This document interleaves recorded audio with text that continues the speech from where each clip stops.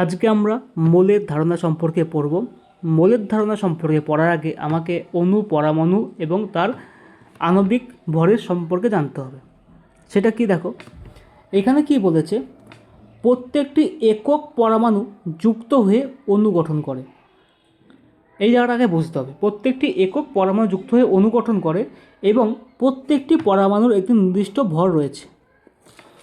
অর্থাৎ কি, ধরো নাইট্রোজেন একটা পরমাণু, নাইট্রোজেনের ভর কত?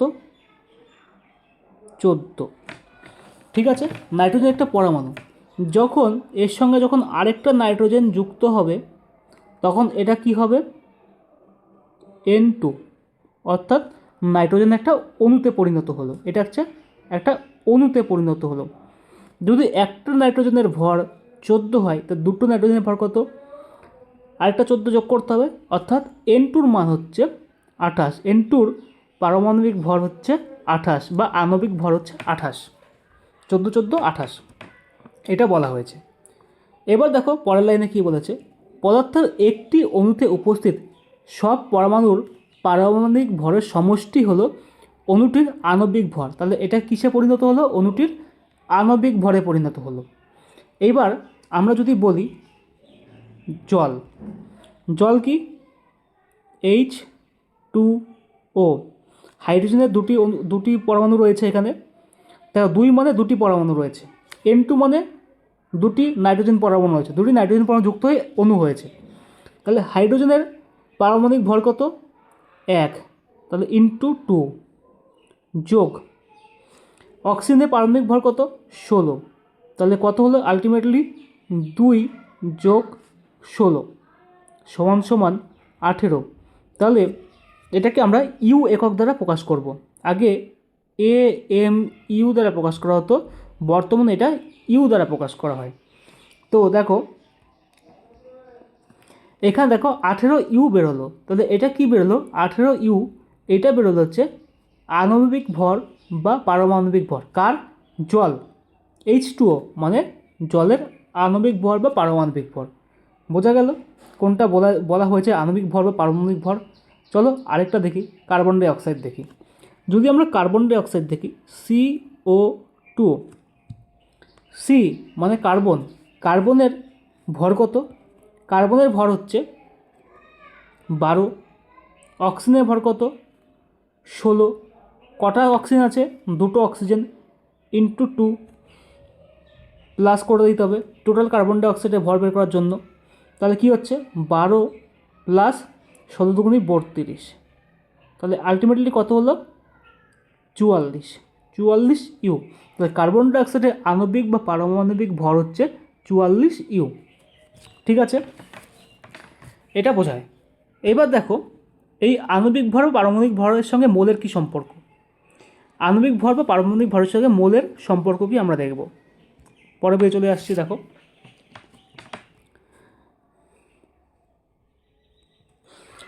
কোনো পদার্থের একক মোল, কোনো পদার্থের 1 মোল বলতে সেই পরিমাণ পদার্থকে বোঝায় যার ভর গ্রাম এককে ওই পদার্থের পারমাণবিক বা আপেক্ষিক ভরের সমান। অর্থাৎ এটা বোঝানো হয়েছে যে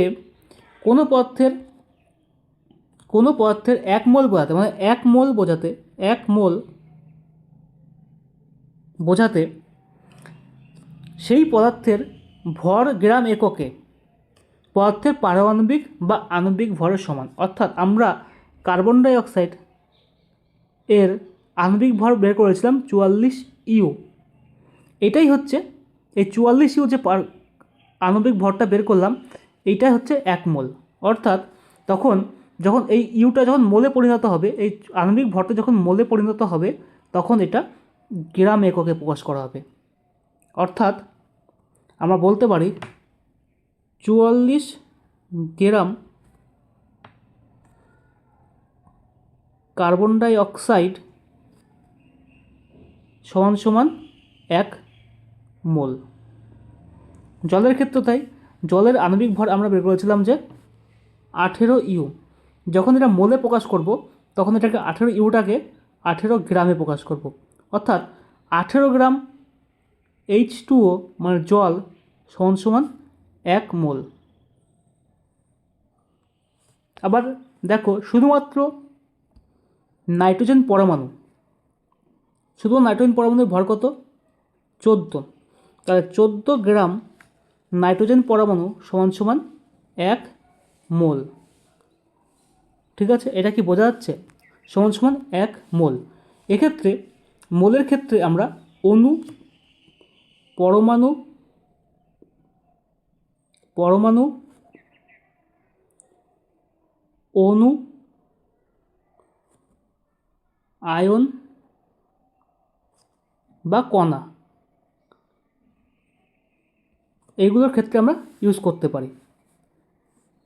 এত গ্রাম পরমাণু, এত গ্রাম অণু, এত গ্রাম আয়ন, এত গ্রাম কণা সমান সমান 1 মোল। এবার দেখো কি বলেছে, 1 মোল সমান সমান কি বলেছে 6.022 ইন্টু 10⁻23, যেটা হচ্ছে অ্যাভোগাড্রো সংখ্যার একটি মান। তাহলে আমরা লিখতে পারি 1 মোল সমান সমান অ্যাভোগাড্রো সংখ্যা, আর অ্যাভোগাড্রো সংখ্যাকে N0 দ্বারা প্রকাশ করা হয়। অ্যাভোগাড্রো সংখ্যাকে N0 দ্বারা প্রকাশ করা হয়। এবার আমাকে দেখো প্রশ্নে কি বলেছে, কিছু একটা সূত্র আছে, মোল সংখ্যা নির্ণয়ের সূত্র। মোল সংখ্যা নির্ণয়ের সূত্র লিখে রেখেছে যে মোল সংখ্যা সমান সমান প্রদত্ত ভর সংখ্যা, প্রদত্ত ভর মানে প্রশ্নে যেটা দেওয়া থাকবে প্রদত্ত ভর সংখ্যা বাই মোলার ভর, অথবা মোল সংখ্যা সমান সমান প্রদত্ত কণার সংখ্যা বাই অ্যাভোগাড্রো সংখ্যা। ঠিক আছে, তাহলে আমরা একটা প্রশ্ন কমপ্লিট করি। প্রশ্নটা হচ্ছে বলেছে 52 গ্রাম হিলিয়াম, 52 গ্রাম, প্রশ্নটা আমরা লিখি 52 গ্রাম হিলিয়াম থেকে মোল সংখ্যা নির্ণয় করো। 52 গ্রাম হিলিয়াম থেকে মোল সংখ্যা নির্ণয় করো। হিলিয়ামের মোল সংখ্যা নির্ণয় করো, মোল সংখ্যা নির্ণয় করো। এবার আমাকে জানতে হবে এই যে হিলিয়ামের ভর কত। হিলিয়ামের ভর হচ্ছে 4, হিলিয়ামের ভর কত? 4। এবার আমাকে দেখো 52 গ্রাম হিলিয়ামের মোল সংখ্যা নির্ণয় করো। মোল সংখ্যা কত? হিলিয়ামের ভর হচ্ছে 4। প্রশ্ন আমাদের সূত্র কে ছিল মোল সংখ্যা সমান সমান প্রদত্ত ভর সংখ্যা বাই মোলার ভর। আর মোলার ভর মানে কি? যেটা হিলিয়ামের প্রকৃত ভর সেটাই হচ্ছে মোলার ভর। তাহলে মোল সংখ্যা সমান সমান মোল সংখ্যা নির্ণয় করতে বলেছে, আমরা মোল সংখ্যা নির্ণয় করব। দেখো মোল সংখ্যা সমান সমান প্রদত্ত ভর, ভর কত দেওয়া আছে? 52 গ্রাম হিলিয়াম, এই যে ভর দেওয়া রয়েছে 52 গ্রাম, প্রদত্ত ভর বাই মোলার ভর আমরা কত বের করেছি? এটা 4, এটা হচ্ছে মোলার ভর। যেটা পরমাণু বা অণু বা আয়নের প্রকৃত ভর সেটাই হচ্ছে মোলার ভর। তাহলে আমরা ভাগ করে দিচ্ছি 4 দিয়ে 52 করে 13, তাহলে আমাদের মোল সংখ্যা হচ্ছে 13। মোল সংখ্যা কত? 13। বোঝা গেল? মোল সংখ্যা হচ্ছে 13। এবার দেখো আরেকটা সূত্র আছে, প্রদত্ত কণার সংখ্যা বাই অ্যাভোগাড্রো সংখ্যা। প্রদত্ত কণার সংখ্যা বাই অ্যাভোগাড্রো সংখ্যা। যদি আরেকটা প্রশ্ন এরকম বলতো, যদি প্রশ্নে বলা হতো যে 12.44 ইন্টু 10⁻23 সংখ্যক হিলিয়াম পরমাণু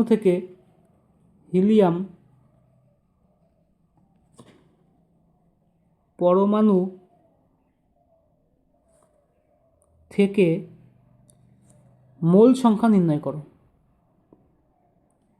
মোল সংখ্যা নির্ণয় কি করতাম?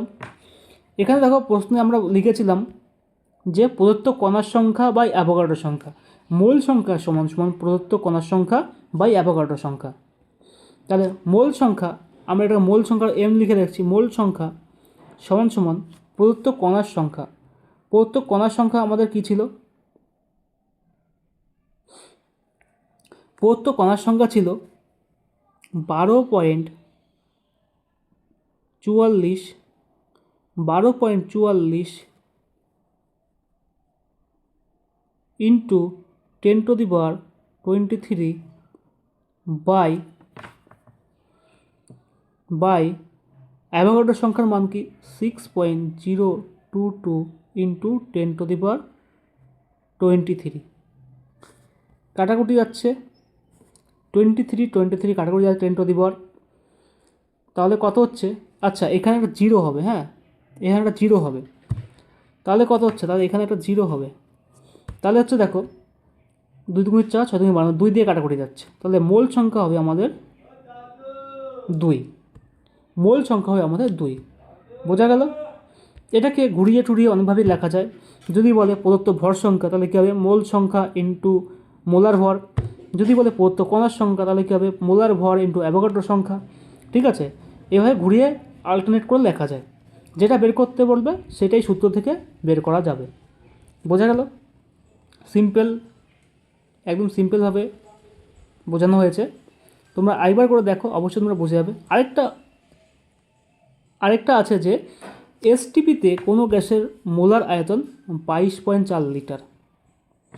এসটিপিতে কোনো গ্যাসের মোলার আয়তন হচ্ছে 22.4 লিটার। এটার মানে কি? এসটিপিতে কোনো গ্যাসের মোলের আয়তন 22.4 লিটার। কী বলছে? মোলের আয়তন, মোলার ভলিউম 22.4 লিটার এসটিপিতে। তার মানে কি? এই যে মোলের যে আয়তন, মোলার আয়তন মানে কি? যেটা কোনো অণু বা পরমাণুর আণবিক ভর, সেটাই মোলার আয়তন। তা সেটা সমান 22.4 লিটার। এইটুকুনি বলতে পেরেছে। অর্থাৎ যদি একটা প্রশ্ন দিই, দেখো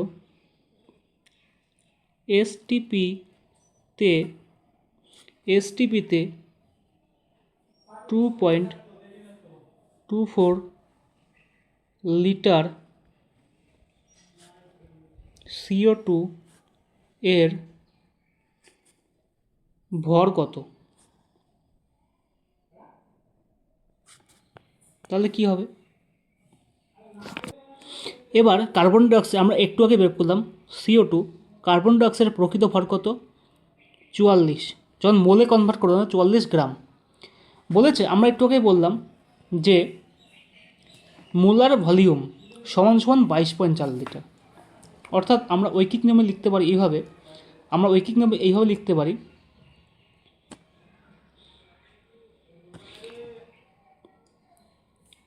22.4 লিটার CO2 এর মোলার ভর 44 গ্রাম। 1 লিটার কার্বন ডাইঅক্সাইডের মোলার ভর কত হচ্ছে? 44/22.4। প্রশ্নে কী বলা আছে? 2.24 লিটার কার্বন ডাইঅক্সাইডের ভর কত? তাহলে 2.24 লিটার কার্বন ডাইঅক্সাইডের ভর হবে 44 × 2.24/22.4। দেখো পয়েন্ট উঠিয়ে, হ্যাঁ দুটো শূন্য, এই পয়েন্ট উঠিয়ে এইখানে একটা শূন্য, তাহলে কি হচ্ছে? দেখো এইটা দিয়ে এই শূন্য কেটে যাচ্ছে, তাহলে দেখো হচ্ছে একটা 10 পড়ে এখানে যাচ্ছে, এইটা দিয়ে এটা পুরোপুরি কেটে যাচ্ছে, থাকছে কত? 44/10, অর্থাৎ 4.4 গ্রাম। 4.4 গ্রাম। তাহলে আমাদের প্রশ্ন উত্তর কী হচ্ছে? আমাদের প্রশ্নের উত্তর হচ্ছে 2.24 লিটার কার্বন ডাইঅক্সাইডের ভর হচ্ছে 4.4 গ্রাম। বোঝা গেল? এটা হচ্ছে মোলের ধারণা। এটা কে বলেছিল? বিজ্ঞানী উইলিয়াম অস্টওয়াল্ড।